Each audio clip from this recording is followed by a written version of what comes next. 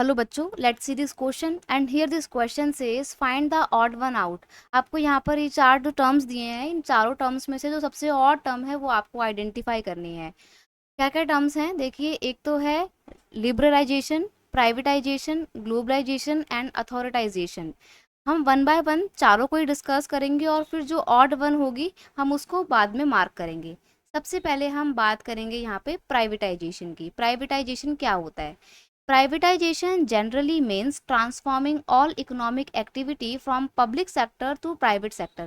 यानी कि जितनी भी इकोनॉमिक एक्टिविटी हैं वो सभी एक्टिविटी पब्लिक सेक्टर के द्वारा ना करके वो सारी करने की जो पावर थी, जब हम प्राइवेट सेक्टर को ट्रांसफर कर देते हैं तो ये कहलाता है प्राइवेटाइजेशन।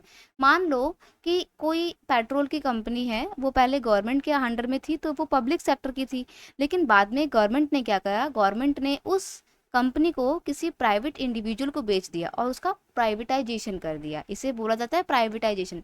जब गवर्नमेंट अपनी ही एक्टिविटी को, अपनी इकोनॉमिक एक्टिविटी को किसी प्राइवेट इंडिविजुअल के हाथों बेच देती है, वो कहलाता है प्राइवेटाइजेशन। ठीक है।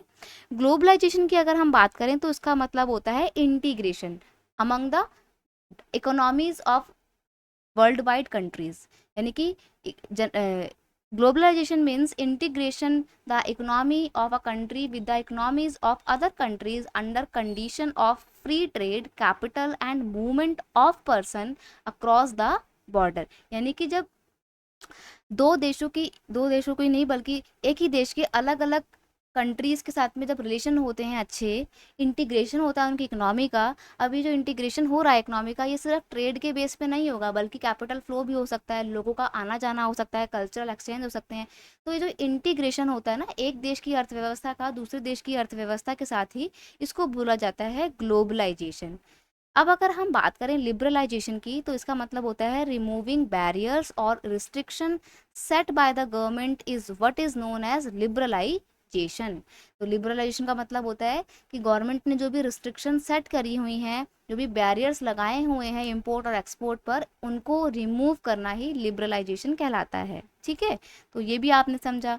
अथॉरिटाइजेशन की अगर हम बात करें तो authorization is a act of giving formal permission, certification. यानी कि फॉर्मली किसी को कोई भी काम करने की परमिशन देना, सर्टिफिकेट देना ही अथॉरिटाइजेशन कहलाता है।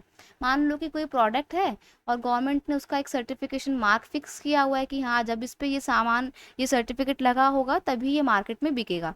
तो वो एक अथॉरिटाइजेशन होता है जिसमें गवर्नमेंट अपनी अथॉरिटी उसको प्रोवाइड करेगी, अपनी सलाह उसको मतलब अपनी हामी देगी उसको, तभी वो मार्केट में बिकेगी। तो अपनी एक फॉर्मल परमिशन देना ही अथॉरिटाइजेशन कहलाता है। तो यहाँ पर हमने इतने टर्म्स पढ़े, तो यहाँ पर हम देखते हैं कि अथॉरिटाइजेशन सबसे अलग है, क्योंकि जो बाकी के टर्म्स हैं वो कहीं ना कहीं ट्रेड के एक्सपेंशन से रिलेटेड है। लिबरलाइजेशन जितना होगा, प्राइवेट सेक्टर की एक्टिविटी उतनी बढ़ेंगी, देश का विकास होगा। और जितना प्रोडक्शन बढ़ेगा, जितना प्राइवेट सेक्टर प्रोड्यूस चीज़ें ज़्यादा करेंगे, उतना ग्लोबलाइजेशन बढ़ेगा, क्योंकि हम जितना अपने देश में खा यूज़ कर रहे हैं उसके बाद जो एक्स्ट्रा बच रहा है उसको बाहर बेचेंगे भी तो। और बाहर बेचेंगे तो क्या होएगा, ग्लोबलाइजेशन बढ़ेगा। और ग्लोबलाइजेशन बढ़ाने के लिए ज़रूरी क्या है कि उस पर रिस्ट्रिक्शन ना हो किसी तरीके की, है ना। ट्रेड जो भी है उसके ऊपर किसी तरीके का कोई बैरियर ना हो, टैक्स ना लगे हो, कोटाज ना हो। तो ऐसे में लिबरलाइजेशन का यहाँ पे रूल हो गया। लेकिन अथॉरिटाइजेशन एक बिल्कुल ही अलग कॉन्सेप्ट है, ये सर्टिफिकेशन से, अथॉरिटी से रिलेटेड है। तो यहाँ पर सबसे ऑड वन आउट आपका अथॉरिटाइजेशन ही है। तो ऑप्शन डी यहाँ पे सही आंसर हो जाएगा आपका। I hope you understood it well. Best of luck.